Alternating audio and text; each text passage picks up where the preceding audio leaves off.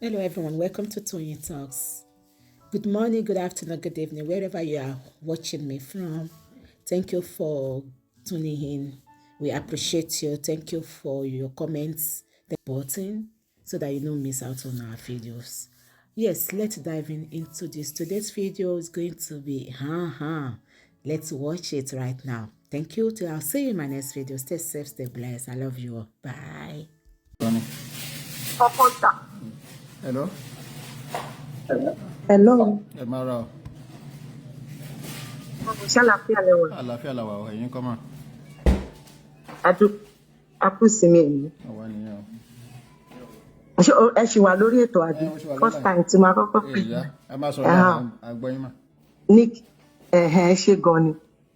Mo fẹ́ sọ nípa ọ̀rọ̀ peace.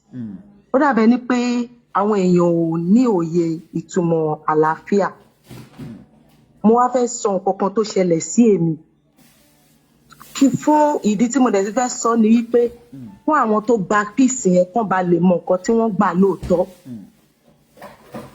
Ní ìgbà kan, mo ní ọ̀rẹ́ kan, ọ̀rẹ́ gidi, ọ̀rẹ́ tímọ́tímọ́ mi lèmi àti ẹ̀. So ìjà kan wáyé láàrin mi àti ẹ̀mí tí ẹ̀rántí mọ́ torí nǹkan tó ṣẹlẹ̀ yìí tí mo fẹ́ sọ ìwó ti pẹ́ is over 20 years. So mi ti ẹ̀rántí nǹkan tó fa ìjà yẹn mọ́ but mo ṣàrí pé èmi àti ìwà kí n sọ̀rọ̀. So mo jí láàárọ̀ ọjọ́ kan, mo fẹ́ gbàdúrà, mo fẹ́ ṣe morning devotion mi. Bẹ́ẹ̀ mi yẹn ṣe sọ fún mi nìyẹn pé kí n lọ parí ìjà pẹ̀lú ọ̀rẹ́ mi yẹn. Òun dẹ̀ ló ṣe nǹkan tí ò dáa o. Òun ló ní fọ́ọ̀tì nǹkan tó ṣẹlẹ̀ láàrin mi àti ẹ̀yin. Ṣùgbọ́n mo feel reluctant but at the same time ṣe mọ̀ when the spirit of God tó bá hámà èèyàn you will not be able, you have to do it. So mo dìde ní ọjọ́ mo ṣe morning devotion yẹn tán ní àárọ̀ ọjọ́ yẹn. Mo dìde, mo ń gbé ní Làṣà, òun ń gbé ní Ègbè. Mo dìde, mo dẹ̀ lọ láàárọ̀ morning devotion ṣe mọ̀ pààrọ̀ kùtùkùtù ni. Mo dẹ̀ gbabẹ̀ lọ. Bí mo ṣe débẹ̀, mo kọ́kọ́ ṣe mọ̀ pé mo wá pé mo fẹ́ bá parí ìjà ni. Mo wá bẹ̀ kó má bínú. Kíní kan let it go. Ṣẹ́rí tó fly up mọ́ mi. Tó fly up mọ́ mi báyìí. Ṣé mọ̀ pé èmi tí mo fẹ́ àlàáfíà kí ló yẹ kí n ṣe? Ṣebí ṣe ló yẹ kí n ṣe jẹ́jẹ́. Lèmi náà bá gbà. Bó ṣe fò sókè báyìí, èmi náà gbà gbùm.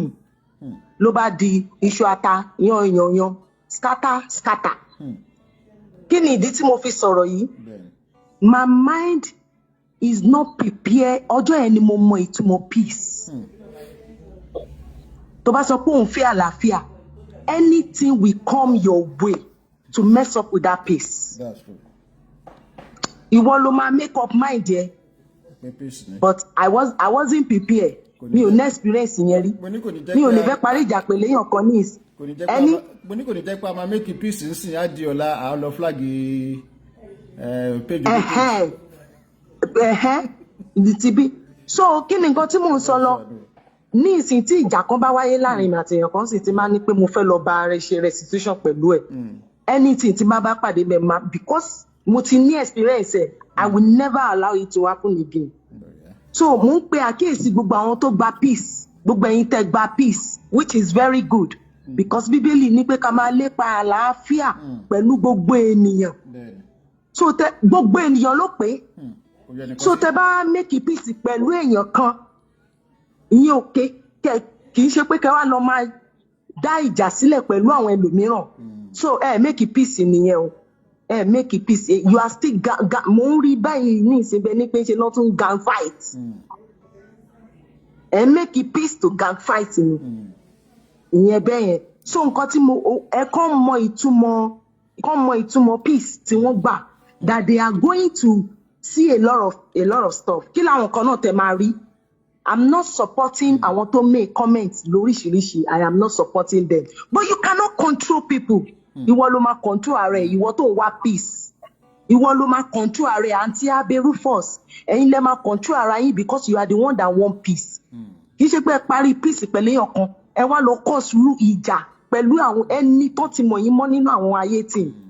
ẹni tí gbogbo èèyàn ti mọ̀ yín mọ́ of all people I was shocked ìgbà tí mo rí yẹn. So anything can happen. Ṣebí Facebook ní oríta fọ́gò náà ń pè. Anything can happen. The new say now. So why are you allowing this to mess up with the peace tẹ́lẹ̀ make? Ẹ parí ìjà pẹ̀lú èèyàn kan. Ẹ mess up with peace. Very nice, matured relationship that is between you and those people. Very nice, mature relationship. Ẹ jọ ní ẹ mess ẹ up. Why? Because you did not know the importance of the peace you craving for. For example, bí nǹkan tí àwọn mọ́mì tó cut off tán ní ìsìn tí wọ́n sọ. It's just like that. Àpẹẹrẹ nìyẹn. Ẹ lè make peace pẹ̀lú èèyàn kan nítorí pé wọ́n bú ọmọ yín. Kẹ́ wá lọ ẹ wo gbogbo comment tó ti ń wáyé ńsìn. Kẹ̀rẹ̀kẹ̀rẹ̀ if care is not taken, ó máa tún débi ọmọ tẹ́ ẹ̀ sá fún, ọmọ tẹ́ ẹ̀ ti torí ẹ̀ gba peace. Ló máa tún bọ́ síbẹ̀. Then you cannot control. Another thing, you people should have the mind. The problem is people are not having the mind of their own. Mind of our own nìyẹn. Ó lóun ò fẹ́ peace. Ẹ má mú sí. You can't force nobody to make peace. And if you make peace, fine, stay on it. You are going to face a lot of stuff. People will come to fight with you. Ìwọ ló mọ peace tó gbà, ó dẹ̀ ní láti gbà délẹ̀. So that they will wọ́n á rí wípé lóòótọ́ peace tó gbà peace tó dé inú gidi ni. Peace àlàáfíà, kálàáfíà bá lè wà lórí Facebook. À ń gbàdúrà kí gbogbo ẹ̀ tán. Ẹ jọ̀ọ́ àǹtí Aberífọ̀sì ẹ ní ọ̀run máa ya lọ́la. Ẹ má jẹ́ kọ́run yà. Ẹ má jẹ́ kọ́run yà. Ẹ lọ bu omi sùúrù mu. Go and calm down. Ẹ lọ calm down. Ẹ lọ relax. Ṣé ti gbọ́ àgbàlagbà ní you are 53 plus. I mean 50 something plus if I'm correct. I mean please I beg you ẹ jọ̀ọ́ ẹ lọ bu omi sùúrù mu kí àlàáfíà yẹn kó wà.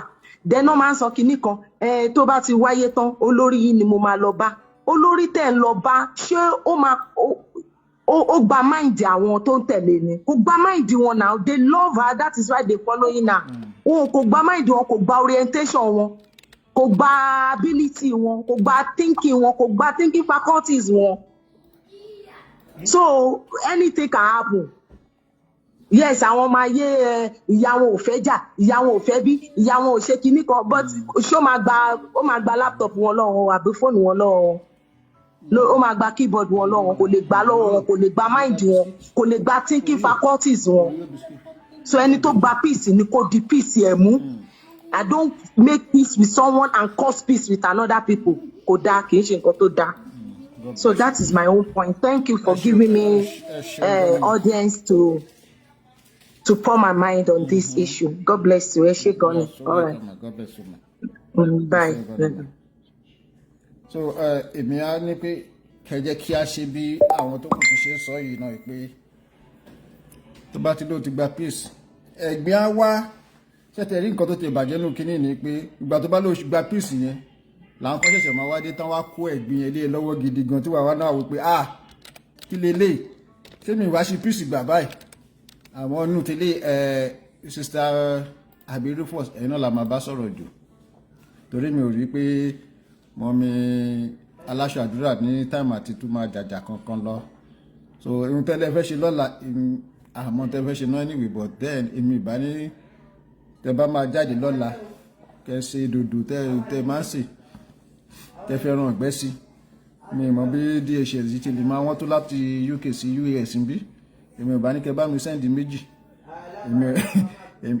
tẹ́ bá lè wá ṣe lọ́fẹ̀ẹ́ ẹ lè sẹ́ndì mẹ́ta you understand but tó bá di pé kìnnì kan mú báyìí Àyẹ̀bíkẹ́ náà kò fúnra ẹ̀ ní wàhálà mọ́ you understand kò fúnra ẹ̀ ní wàhálà mọ́ so ẹ má jẹ́ ká wá wí pé a ti rí opportunity pé àwọn kan wọ́n ti sọ̀rọ̀ sí wa díàfọ̀ òun la máa lọ bú ìgbà tí tábà ti bu ara onírò àwọn tí mo rọ ẹ má jẹ́ kéèyàn máa wò bẹ́ẹ̀ yẹn you understand ẹ rí pé ẹni tó bá búyàn tó bá sọ̀rọ̀ síyàn náà ní kẹ́ sọ̀rọ̀ sí tó bá jẹ́ pé gbogbo àwọn tó wà bẹ́ẹ̀ yìí náà gbogbo wọn náà ló ti máa ṣọ́ ṣé straight from the heart ni ọmọdé ni ìwọ́n dẹ̀ jábí amọ́ náà abiyamọ ajé náà lè fẹ́ sọ̀rọ̀ sí abiyamọ ajé náà àgbàlagbà ni náà so ẹ má jẹ́ káwé pé wọ́n sọ̀rọ̀ sí mi díàfọ̀ ẹni tí ó ń lọ nílò tiẹ̀ jẹ́jẹ́ la máa wá lọ mú sẹ́nu and beside gan gbogbo olúkálù gan ti realize pé mistake wà níbì kan bí báyìí and mistake ọ̀hún nǹkan tí wọ́n ṣe tó ní remedy fún ni you can easily rectify it kì í ṣe mistake tó jẹ́ pé kò sí correction you know so bí bàbá ọgbọ́n ti ṣe sọ yẹn èmi nígbàgbọ́ pé àwọn ọmọ ayé èmi ò rí pé kan gbogbo kan ní àwọn ọmọ ayé yẹn gbọ́dọ̀ disobey bàbá ọgbọ́n at least ó bẹ̀ wọ́n tó nà ó you understand so mo ti dẹ̀ ti nígbàgbọ́ pé ráwọn bíi straight from the heart àbí amáyé wọ́n á relax so ẹ̀yin ni kẹ́ má wà jẹ́ kí a tún wá fọ́ gbogbo ẹ̀ lọ́dọ̀ títí yín ṣe understand àti bẹ̀ àwọn ọkọ̀ òkè ó ṣeé ṣe kán ti dákẹ́ mo dẹ̀ mọ̀ pé àwọn tó ń update lọ́tún lọ́sì náà àwọn iná ó ṣeé ṣe káwọn náà kán ti relax you understand pẹ̀lú tí bàbá ọgbọ́n sọ lẹ́nu tàbá sì ń pe bàbá ọgbọ́n kéré nínú lọ́dọ̀ èjè òkèrè lọ́dọ̀ ẹni ọmọ ayé àfi tó bá kàn fẹ́ sọ pé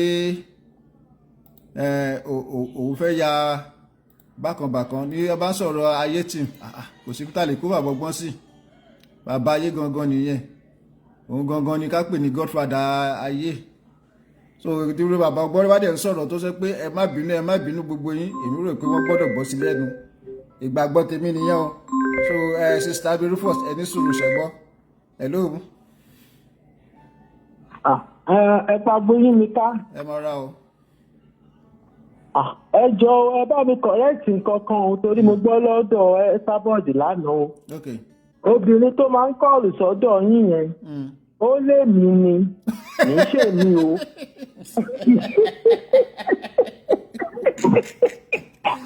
Orí àtàlọ́ ni wọ́n ti ń gbé mi lọ́kọ̀ òwe ọgbà mi lọ́wọ́ ẹ sábọ́ọ̀dù o. Ẹ sábọ́ọ̀dù. Èmi máa ń lọ. Èmi máa ń sá kó sọ́ńtẹ̀sì ẹ̀ kó pé ìgbà mẹ́ẹ̀mejì ni mo bá yí dá sọ̀rọ̀ ọgbà tó sọ̀rọ̀ màálù ò ṣe màálù o. Tí mo dá sí o, mi ò ń pè káàkiri o. Silent water ní ní ọ̀nà ọba ẹ̀kọ́ jà kórè ẹlẹ́kẹ̀jì ti máa pè sọ́dà ẹ̀ka gbóyún ní káàrí. àbí o fẹ́ lè sọ pé mi ìgbóhùn yín nígbà pàápàá bó ṣe yẹ pé mo ń wò káàkiri mo fẹ́ wo nọ́mbà àti mo fẹ́ wo pẹ́ẹ́nì kí n kọ nọ́mbà yẹn lẹ̀. second time ti máa pèrè àwọn ìgbà tó ń pẹ̀lú DKY sọ̀rọ̀ ó ní màmá tó máa ń sọ̀rọ̀ yẹn ó ní oye DKY ṣó o mọ màmá yẹn ni màmá Sanko sọ́tẹ̀sì tó ń sọ̀rọ̀ nígbà tó máa ń rọra sọ̀rọ̀ ìgbà ọ̀rọ̀ ìgbàgbọ́ ń sọ̀rọ̀ màálù ìjọba rántí ìgbà drézìn ni wọ́n ní ní ìjẹ̀bú kọ̀ọ̀kan tí wọ́n.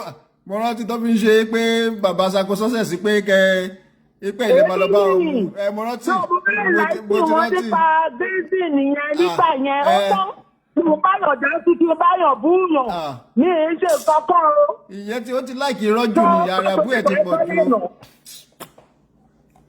ìgbà ọdẹ wa sọ lọ́nà tó jẹ́ sọ ó bí ìgbà tẹ́ pé lóòótọ́ mọ̀ mí ìyá yẹn ṣóhun ẹgbẹ́ gbóyè mi ká ṣóhun wa jọra wa ni. kò tẹ́ fífi kọ́kọ́ nígbà tẹ́mi tẹ̀ jẹ́ baba London baba London ló bá ń sọ̀rọ̀ yìí náà ẹ mọ̀ ni baba London ló bá ń sọ̀rọ̀ yìí lọ́dọ̀ ẹ sábọ̀d ẹ pàgbé mi ká ló ń bá ń sọ̀rọ̀ yìí baba London ló ń bá ń sọ̀rọ̀ yìí ẹni tó rí ẹ ti yí.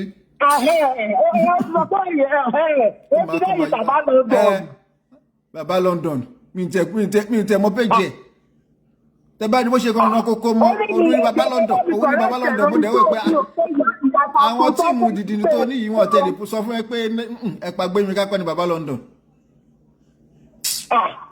èmi tó o tó bá lọ fi yẹn bú mi o mo lé èèyàn o mo mọ ara mi o bẹ silent watcher ni mi o mi ò ń ṣe jura mi lọ lórí Facebook o ti bá rí yín wò màá rí yín wò tí bá rí yín wò mi ń dá sí.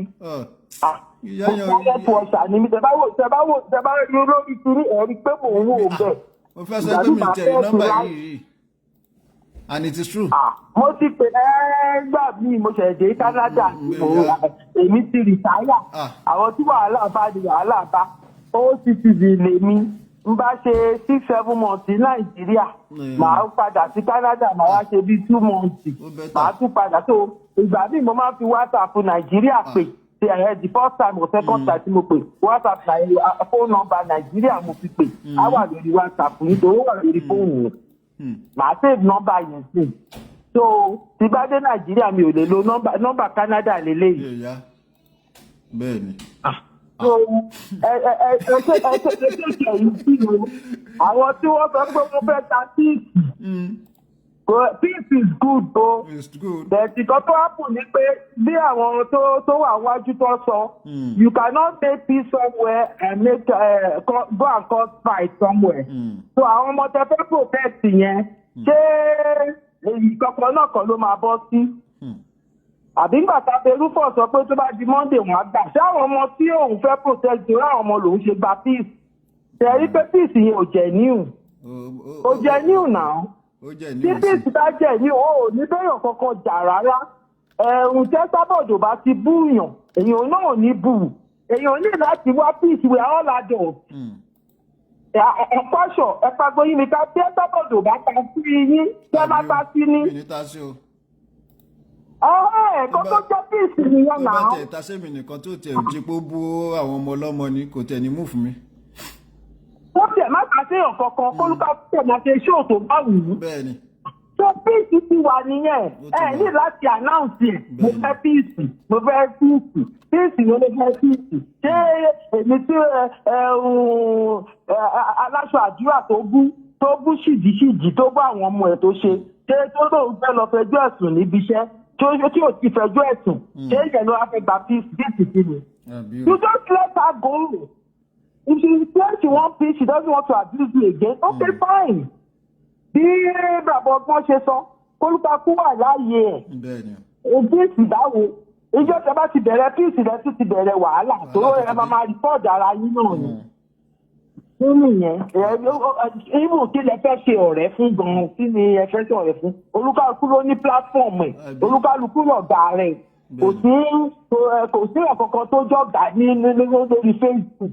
Èmi ọ̀gá, èmi kìíní kan. Gbogbo àwọn other people tó ń blog kiri. Ṣé èèyàn kan sọ pé èèyàn kan ọ̀gá, èèyàn kan ọ̀gá? Àwa Yorùbá, we are too immatured. Very immatured. Tí ọ̀tún pé ẹ̀ lọ́gàá, nǹkan tó ń fa pọ́blẹ́mù nìyẹn. Èèyàn kan fẹ́ jó lórí, ó fẹ́ direct. So ẹ̀yin tẹ̀jẹ̀ jẹ́ bá lé ilé ìyá lé ilé iṣẹ́ bá gbarú ẹ̀ ní. A ní civilized world. So kólúkálukú kẹlọ tẹ̀kẹ̀ yìí sí ní nígbàgbọ́ ẹgbẹ́ mi ká. Ǹjẹ́ ti DKY ẹ̀kọ́ ignore yẹn. Ìyẹn is attention seeker and it's like I don't know what is his problem. It's like it's bitter. It's a bitter soul. To be honest, you need to know. We can see it. You have family. You are a happy man. So tó pè sórí ṣé òun ní common sense ṣá tó pè sórí òun fẹ́ píìsì o wá pè sórí ẹ́sàbọ̀dù ó fẹ́ pàṣẹ gba bóyá ìbò káyọ̀ tó ń pa ẹ̀gbọ́n kan tó sọ ni ó sọ pé kí ni mo ní bàbá òun gba píìsì pé kò ń ṣe olúkálùkù ló ní tèmi ní ọ̀rẹ́ bó ṣe máa ń ṣe tí òun yẹn wá rò pé òun gbọ́n. òun náà ti realize mistakes ẹ but ká máa wò bá òun kó gbà ẹ sábà. kò sí ẹyẹ kó pèsè orí ẹ ó ti wà too childish jù you are more mature than him ó ti wà too childish jù ó pèsè orí ayẹyẹ fóònù ẹ ọ̀dọ̀ ẹ sábọ̀dù òṣèlú ẹ ò ti gba píìsì yìí ni ìwọ DKY ó ti gba píìsì rí náà. àìmọye píìsì. ó tó pèsè orí ẹ sábọ̀dù wá fi ẹ ṣe kinní gbogbo ẹ ó fún àwọn kan ní 1 million àìmọye ẹgbàgbóyè ní ká you don't have 4 million to give people you have to come on the Facebook and come and announce it how much is 1 million 1 million my shit. ìgbéraga tó bá 1 million wá jówó. ìgbéraga tó bá àwọn jẹ lókè lọ́hùn nìyẹn. ṣé 1 million ètò bá rówó rí ṣé 1 million ní jówó. ṣé 1 million ó jówó. èmi tí mò ń sọ̀rọ̀ yìí mi kì í ṣe ẹgbẹ́ I'm going to be 70 in future. mo jẹ́ mọ̀ nǹkan tí mo gbé ṣe ní Nàìjíríà. If I can say I stay in Nigeria for 7 months, you know I have a business there. That's true. Kéèlò ní 1 million. 1 million is cheap. I give people empowerment. Ìjọba ni mí. I give people environment in my kingdom. You see? So, over to the phone, 1 million. under 70,000 wọn rò báyìí ẹ̀yin tẹ́ wàá lò ìbò 1 billion wá jẹ́ owó ó wá jẹ́ owó àwa tá a lo half of the year even more than half bẹ́ẹ̀ ni mo ti lọ mo ṣẹ̀ṣẹ̀ dé few days ago ni a wà ní Nàìjíríà 1 million is nothing we use 2-3 million ká empower àyàn ní community wa. We don't have to come to the social media. Karama 1 million. Then you say no ìbò. Then 1 million. Pẹ̀lú exchange rate. Pẹ̀lú exchange rate nísìnyí. Ìyẹn wá jọ̀wọ́. Ẹ jọ ṣé 1 million ló fún ọba ńlá before I came. Òun ti travel. Nígbà tẹ́mi lọ sí ṣọ́ọ̀bù ọba ńlá láti lọ ra ìdúrì lọ́wọ́ ẹ̀. Àìní ọba ńlá. Àwọn àbúrò ẹ̀ wà ní Vancouver tẹ́mi wà ní Canada yìí. Àìní ìyá Ìbàdàn. Ó ti bá mi ra ẹja gànkùn kí tó máa bọ̀. Ẹran ọ̀gbẹ́ ni mo wẹ́dà látọ̀dọ̀ tó ìdó ọ̀gọ̀gàn. Kéèyàn máa announce ẹni. Ẹ̀rùn Lizzy mo ti lọ sí mọ́ọ̀lẹ̀. Ní ìlú ìtẹ̀ níjọ́ yẹn tó a fẹ́ ṣe aṣọ ẹbí. Màmá was 90 years old. A fẹ́ ṣe aṣọ ẹbí. Mo lọ bẹ̀rẹ̀ tí o bá. Ìgbà tí mo fi padà dé láti fẹ́ ṣe ká má ṣe aṣọ ẹbí lé. Wàhálà yẹn ti máa pọ̀ jù. So all these people I have gone to all these places tó ń sọ. Silently fúnra mi. I know ọba ńlá. I know I've met her. Canada yìí ló ti parí. Tó wá há fún wa ń bí. So many years ago, I'm talking about 5 years ago. Ẹyọ kan máa wá sórí kinní, ó máa pariwo, ó máa ṣe. Àìmọye ewé èmi náà táwọn nǹkan tó ń ṣẹlẹ̀, èmi máa fi ń sùn ní. Mo kàn ta jí bóyá lójú lánàá, bóyá wọ́n ti ṣe tí òyìn tó torí àmì ó máa ń bí tí òyìn máa ń tún lọ máa ń lọ ní. N bá rò pẹ̀lú DKY, I don't think it's the lie. Mo bá gbọ́ tó ní àyà tako sásẹ̀sì yẹn, mo ní ẹ́. Alákòóbá wà nílé yìí o. Ìyá kan kí orúkọ kan láti pàṣẹ mẹ́rin. Bí iṣẹ́ ìyá sáńtì. Ẹ̀jẹ̀ bá mi correct ẹ o. Alákòóbá. Ìjọ ẹ sábọ́ọ̀lù. Alákòóbá. Ìyá sako sọ́sẹ̀sì kọ́ ní bàbá tó ń kọ́ lò ó. Ẹ sábọ́ọ̀lù yẹn kò pàápàá. Ọlọ́run ló mọ ọpọlọ tó ní. To be honest, ẹni tó ti bá ń sọ̀rọ̀ rí dáadáa ni náà. Mo mọ̀ gbàtẹ́jọ́ sọ kìíní tẹ̀ sọ yìí, mo mọ̀ gbàtẹ́ ń sọ náà. Nítorí ló ní màá lórí kìíní kan. Mo wà ń bẹ̀, mo wà ní ṣòyẹ̀ ńgbà yẹn. Ọlọ́run kò ṣàánú gan. Aṣàkọ̀wé nìkan kan tó máa pa irọ́ ẹ̀ mọ́ lórí. Ṣé èmi wá jọ wà ó ṣe pè ní láìpẹ́ o? Ọmọ òun ni pẹ̀lú màmá tó ń sọ̀rọ̀ àádá ìyá sáfún sọ́sọ́ọ̀sì ní tó rọra máa sọ̀rọ̀ tó rọra máa sọ̀rọ̀. Ilé bàbá mi ò pẹ̀lú ẹ́sàbọ̀ọ̀dì ní iṣẹ́ ìyá sáfún tọ́sẹ̀ àbí sì ṣe màmá tó ń pè sọ́dọ̀ ẹ̀ pa mo yí mi ká o. Alákòóbá ọlọ́ba jẹ́ kẹ́sà bọ́ọ̀dù sí kò bá wá ní. Àwọn bá rí mi. Ọlọ́ba jẹ́ kẹ́sà bọ́ọ̀dù sí kò bá wá ní fracas ẹ̀ yìí o. Nítorí òun nìkan dẹ̀ ló wà ní fracas tó ṣe lọ yìí o. Gbogbo àwọn tó kù ti japa wọn ti fílẹ̀. Ẹ má ṣe fracas o ẹjọ́ o. Àwọn nìkan ló dẹ̀ ṣe fracas ẹ̀. Ẹni tó ní ìyá kò dégbò ẹ̀yìn. Nǹkan tí fracas yìí ti bàjẹ́. Irú Àbíkẹ́ yẹn kò bá jẹ́ olórí Ọọ̀ni today. Fracas yìí ló bàjẹ́. Nígbà tí wọ́n ṣàràbù, wọ́n tún pe Ọọ̀ni, wọ́n tún sọ, wọ́n tún ṣe. Ṣé bí ìyẹn lẹ fẹ́ sọ pé kó gba tí ìdí pé kókò wọ́kèwé? Bó ṣe wọ́kèwé yẹn ni tí ó kọ̀ wọ́kèwé. Bó ṣe wọ́kèwé ló dá o. Àwọn ọ̀gbàdúrà kí nǹkan dà fẹ́ nìkan rí. Àwọn ọ̀gbàdúrà kí nǹkan dà fún yàn. Ti bá nǹkan jẹ́ gan-an pẹ̀lú fákàtì yìí. Wọ́n ti bá nǹkan jẹ́ o. Ẹ̀rọ bíìsì. Tọ́jú ti lọ sí ọ̀dọ̀ aláṣọ àdúrà tó ti lọ pé bí iṣẹ́ ẹ̀ náà. Gbàdúrà kí n padà rí. Òun ni Ṣẹ́jú wà lẹ́wọ̀n yìí lórí ọ̀rọ̀ fracas. The only thing is just walk away and keep quiet and do your own show. You don't want to be a friend with a devil. Devil.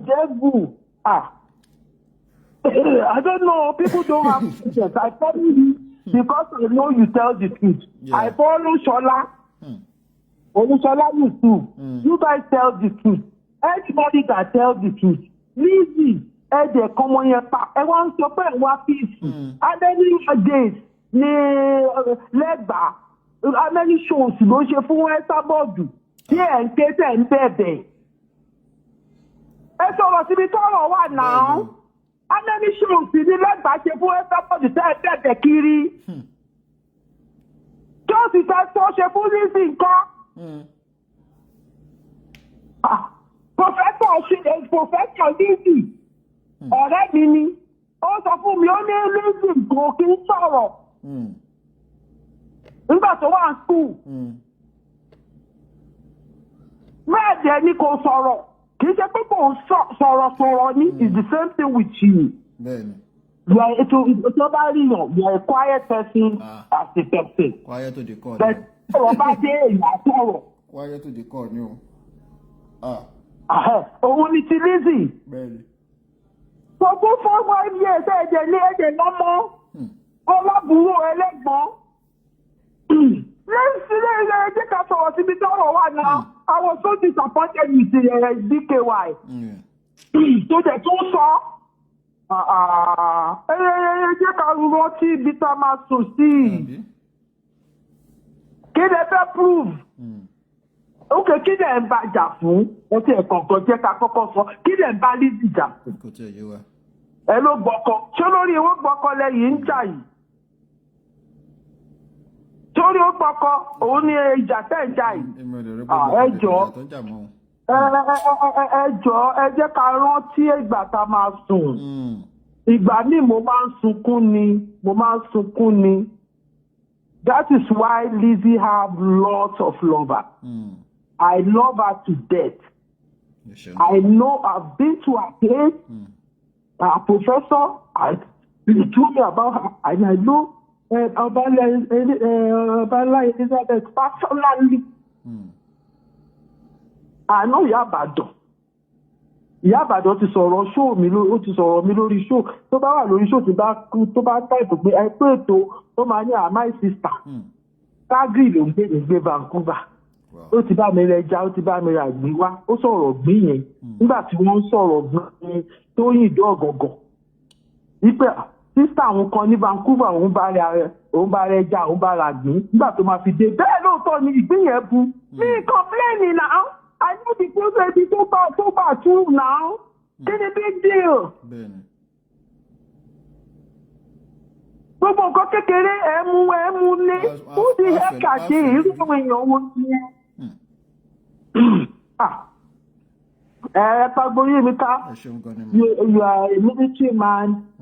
You are a very responsible person. I know your wife is a nurse or a nurse before. Before I retire, I've retired now. I'm going to be 70 in June. Oh, that's good, man. So, you are responsible. Thank you, man. If anybody says, what is nurse? Any kind of nurse, it lies the top. Profession. Doctors, nurses, the top profession. I'm military. Don't protect the country you are. Èèyàn lè fẹ́ nu ọmọ báyìí owó èèyàn sọ. Nọ́ọ̀sì tó gbàyàn làágbọ́mọ́là. Èèyàn wá sí ìlú òyìnbó, ó wá make something good of yourself. Èèyàn kan wà lórí ibì kan ọmọ ojú ọ̀rọ̀ láàrí ṣé gbogbo wọ́n bí dìgírì wọn náà láàrí yẹn. Àwọn náà máa wá sórí show, they are bitter souls. They don't have any atom of life. Don't be part of them. Just ignore them. If she abuse you, abuse her back. That's it. And but if she doesn't abuse you, she wants peace, she's going her own way, you go your own way, do your own show. You don't even have to say hello. You don't even have to say hi. That's what Abike is doing. Abike is walking away. She do her show once a while for our comfortable Butara Yeni. Wọ́n ní àlàlà ló kọ́ ní yanjú má bàa tèèyàn jẹ́. You know, your family, the way me see, I don't get involved. I'm a silent watcher. Because ẹlòmíì ṣe ní Akínọlá àwọn kó wẹ̀rẹ̀ lórí fóònù lórí ìkéde ọmọ ìbàdí àti ló ṣẹlẹ̀ ṣe bí mi ìbá wọn búyàn mo kàn dá sọ̀rọ̀ wọn gírésì lọ́rùn.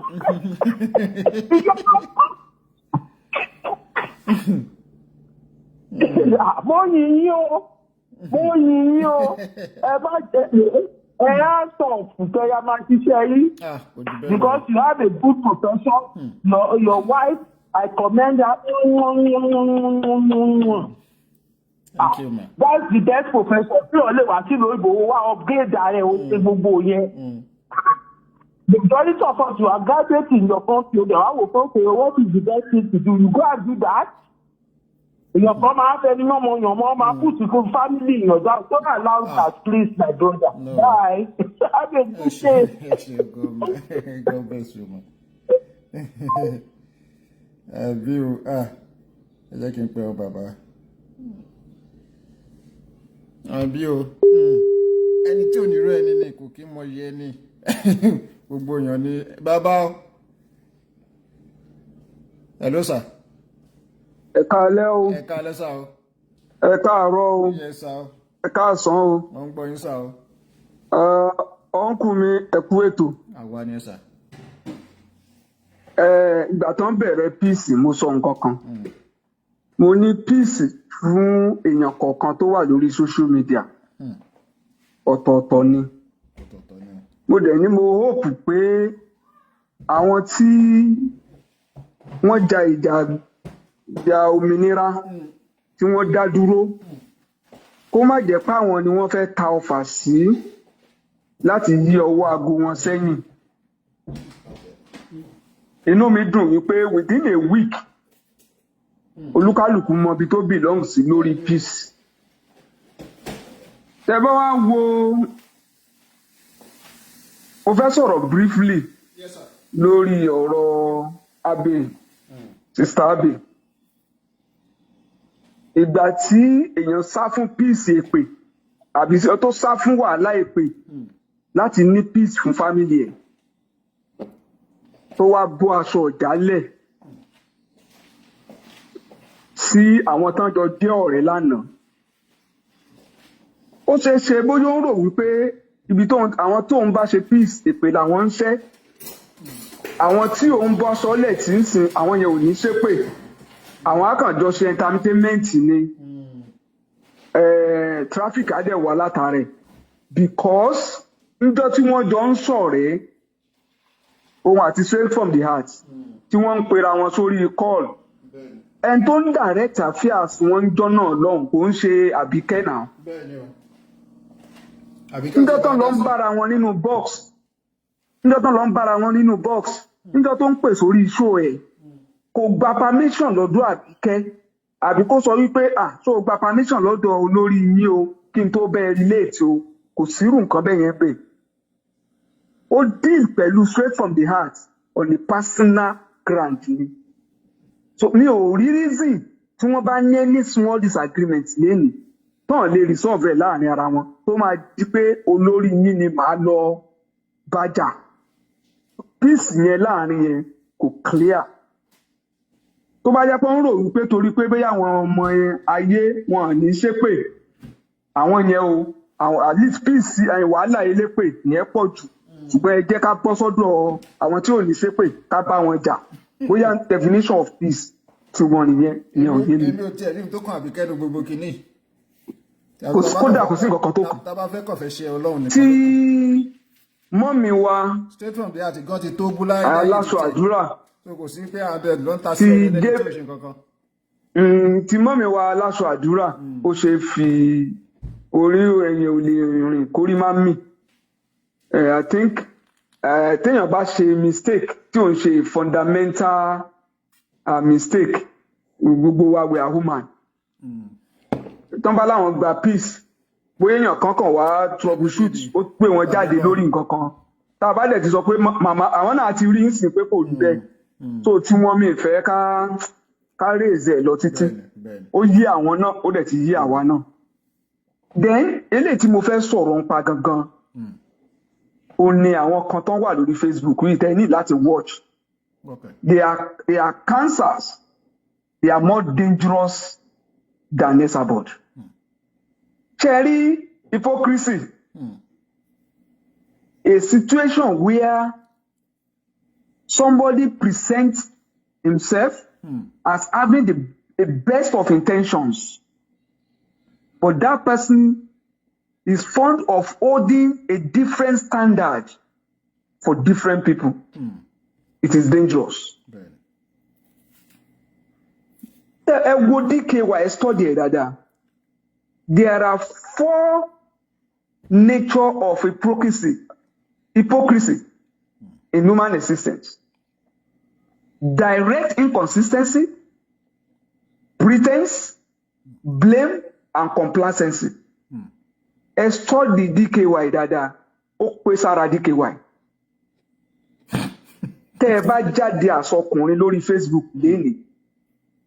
Táwọn èèyàn kàn wò wípé bọ̀bọ́ yìí ní talent tí gbogbo ayé ń gbéga ẹni tó máa kọ́kọ́ lọ pè sórí show yẹn DKY wà ń bẹ yóò mọ type wọlé ni ó máa fẹ́ pè sórí ibẹ̀ yẹn ẹ má rò wípé ó wá ṣe ọ̀rẹ́ ẹni yẹn is moving closer so as to hit that person below the belt ìjọ tó máa jáde ó máa wá sọ bí ìgbà tó yẹ kó ti mọ ẹni yẹn rí ó mọ̀ wọ́n close kódà wọ́n jọ ń sọ̀rọ̀ but ẹ̀yin tẹ́ ẹ wá ń ta ẹ̀ rí àwa la mọ̀ tó ń lọ á dẹ̀ wá bí ó ṣe jọ ṣọ́ọ̀kì lẹ́sẹ̀ ẹni yẹn tẹ́ni yẹn á fi ṣubú.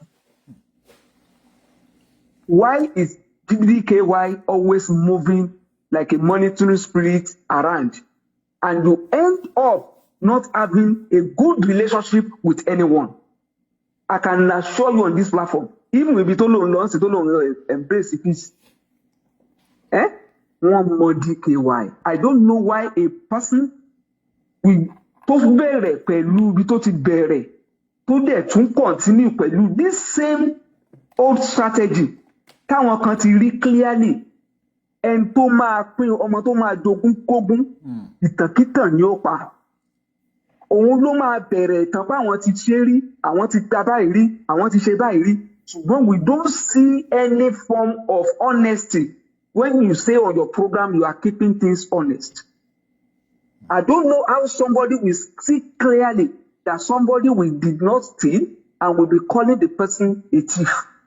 When you yourself have been a victim of the same thing in the past, I don't see a reason why you see somebody who is a deadly bully tó o ti sọ wípé apààyàn ni tó wá jẹ́ pé òun ni wàá lọ sórí platform ẹ̀ wàá wá máa lọ bá àwọn kan tán láwọn sá fún apààyàn.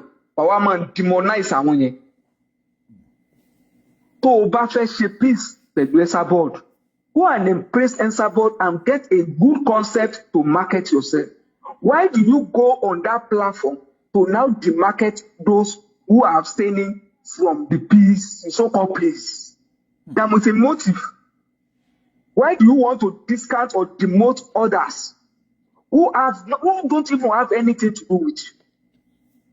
Why are you always ìjọ tó wá sórí platform yìí tó ń sọ̀rọ̀ gbogbo platform tó ti lọ rí ẹ lọ wo ìjọ tí Tóyìn ọ̀gàngán jáde táwọn èèyàn ń sọ fún Tóyìn pé ìkẹ́ àfọ má grant interview o ṣé wọn rí sọ lẹ́nu òun ló kọ́kọ́ bẹ́ jáde tó ní kó wá grant interview lọ́dọ̀ is there anybody on this platform ẹ lọ mark it from the one that DKY has ever helped?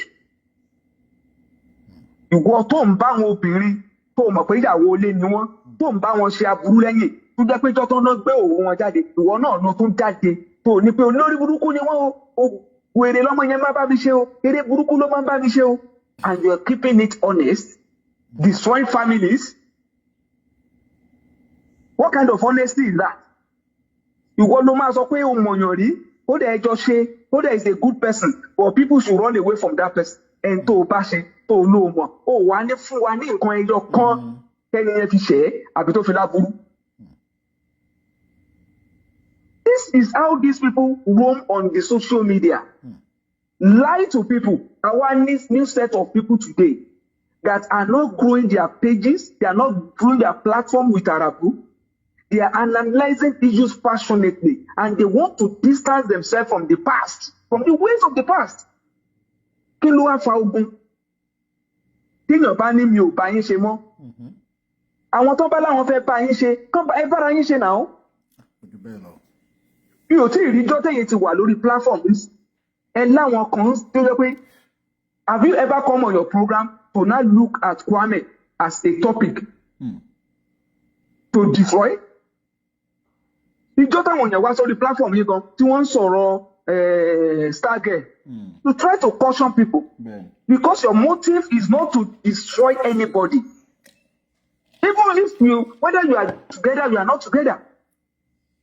But ẹ lọ wo content show DKY. It is cancerous. A man, and you have your own family, you have your own story. But all you enjoy is how to demote and discount others. Wọ́n náà ló máa bẹ́ jáde, ló máa ló fẹ́ báyẹn ṣe, wọ́n ń pè é, kò sẹ́ni tó lọ pé DKY lórí platform yẹn, òun ló máa wá sórí platform tá a máa rìn kiri. Tó bá gbọ́ pé ẹ tún fẹ́ bá èèyàn kan jà lọ́la, ó máa move wá ni. Ó lè ní well done o, kìíní kan o, and you call yourself instigator. What are you instigating on social media? Gbogbo àwọn kìíní yìí ti lọ, àwọn èèyàn ò rí mọ́. How many times have you come out to instigate on your own platform?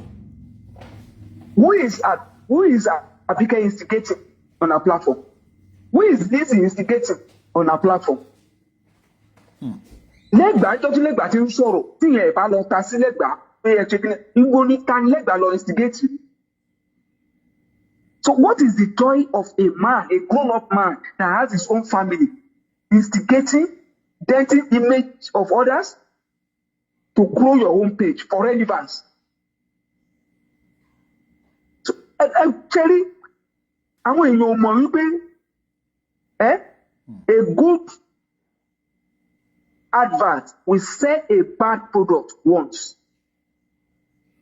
A good advert will sell a bad product once.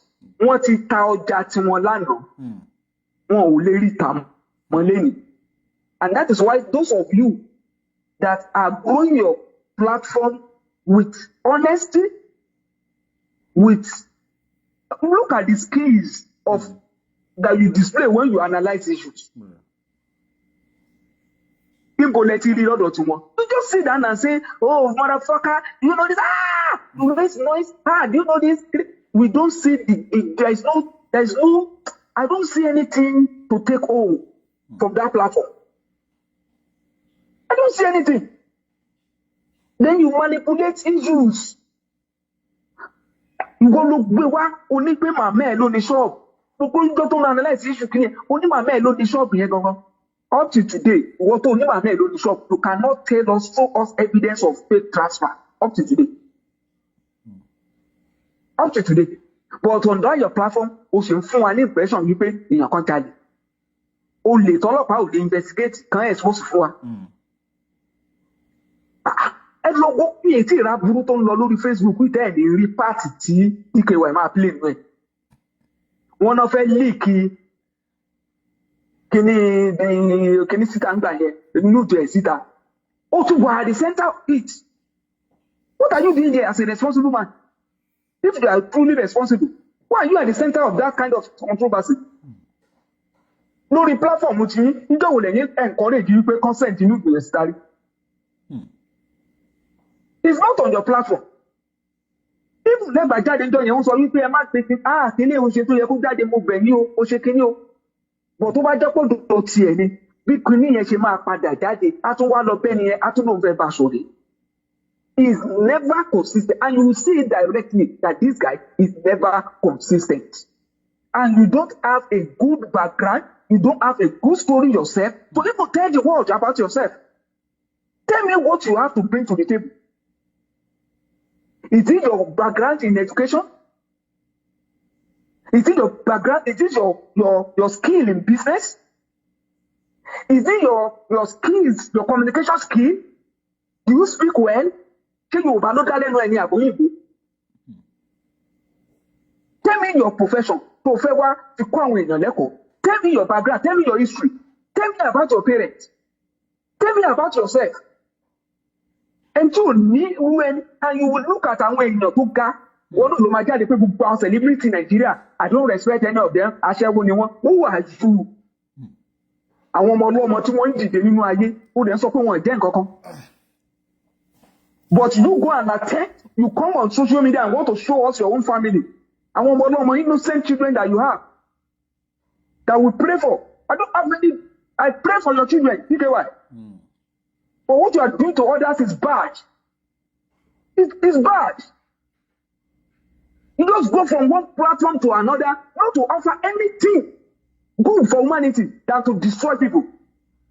Tell me one thing that this man has contributed on this platform. Tell it. So you pay, when you get to that guy, this is what to take home. It is sad. Epago, yes. I don't want to take your, I don't want to be very bad program into a personal attack kind of, honestly speaking. I'm sorry for this. No problem, but sir. At this thing should be, I'm very sorry for this. Thank you. God bless you, sir. DKY náà ara wa náà ni so ìwọ̀nba náà la máa bá sọ̀rọ̀ òun náà dẹ̀ ti ń gbọ́ náà o òun náà ti realize mistakes o ẹ jẹ́ kí n gba last call yìí ká wá máa lọ. Hello sir. Hello sir. Ẹ máa rọ sá o. Ẹ kó ètò àpèsímè ni. Àwa ni sir. Màá kàn sọ ní ṣókí nípa DKY ni. Ní gbogbo àwọn ọkùnrin tó wà ní fracas ó dàbí DKY ó wà naturally wicked. DKY is naturally wicked. And the wickedness here is not far-fetched from the fact that bóyá olóbìnrin ilé ó live alone. And irú àwọn èèyàn bẹ́ẹ̀ yẹn wọ́n wà bitter kò lè fẹ́ kí ayọ̀ wà nínú ilé anybody. I don't know. DKY is wicked.